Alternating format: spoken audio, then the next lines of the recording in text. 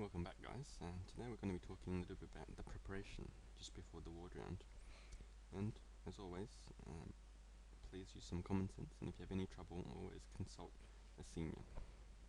The preparation of a ward round is probably the most important part of your day, and I like to divide it into three parts. 1, patient list; 2, progress; and 3, some basic setup issues.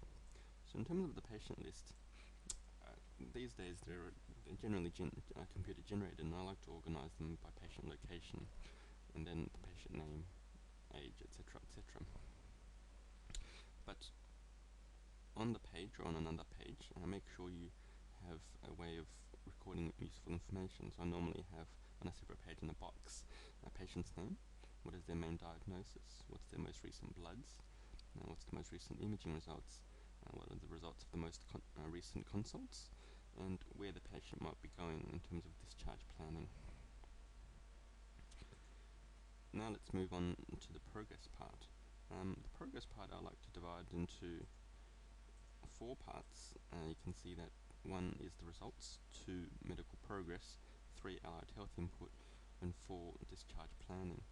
In terms of the results, I like to divide them into bloods, imaging, and other.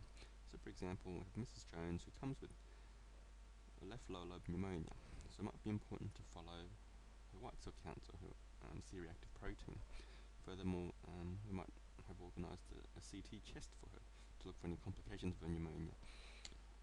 She may also have had some other extra tests, and so it would be important to know what are the most up-to-date tests and what tests are pending.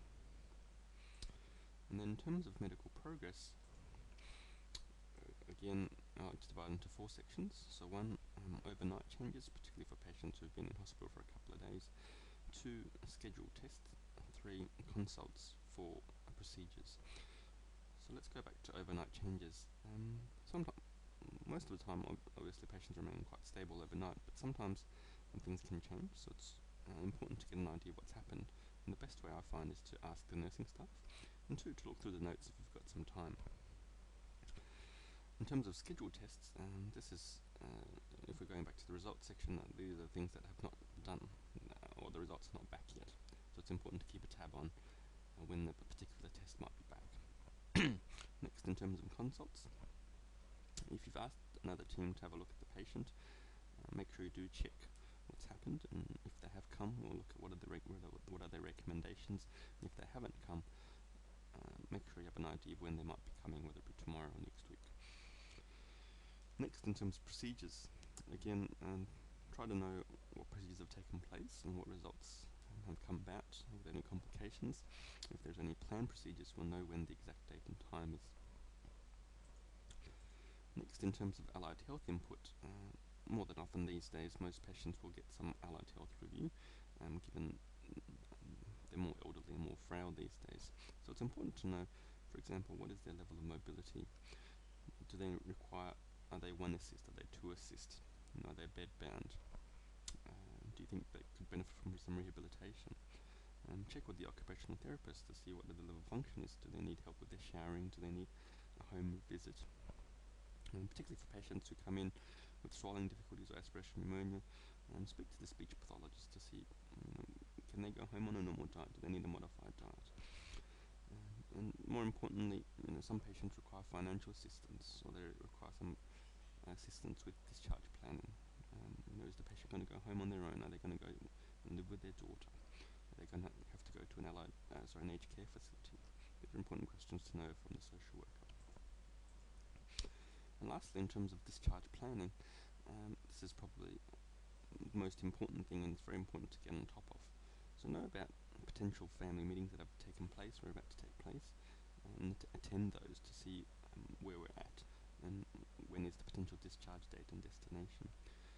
If you need to book transport, always book early, because it's always difficult to get last minute transport, and in particular situations, particularly aged care facilities, they require the patient to be at a particular time at a particular location. So remember to book early, you can always cancel.